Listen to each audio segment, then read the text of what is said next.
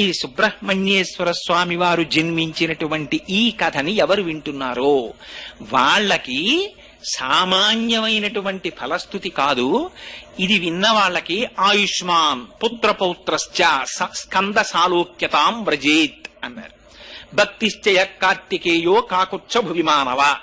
ఈ భూలోకంలో ఎవరైనా కూర్చుని సుబ్రహ్మణ్యేశ్వర స్వామి వారు జన్మించినటువంటి కథని శ్రద్ధాభక్తులతో విన్నంత మాత్రం చేత వాళ్ళకి అకాల మరణము ఉంటే జాతకంలో అది ఆ దోషము పోయి వాళ్ళకి దీర్ఘాయుర్దాయం కలుగుతుంది.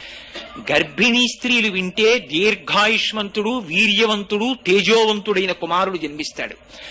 సరికదా వంశం నిలబడుతుంది. నిలబడి ఇంతకు ముందు పుత్ర సంతానము ఉండకూడదని జాతకంలో ఉంటే సుబ్రహ్మణ్యేశ్వర స్వామి వారి యొక్క జననమును వింటే వాళ్ళకి కొడుకులు పుడతారు. అందుకని చిట్ట చివర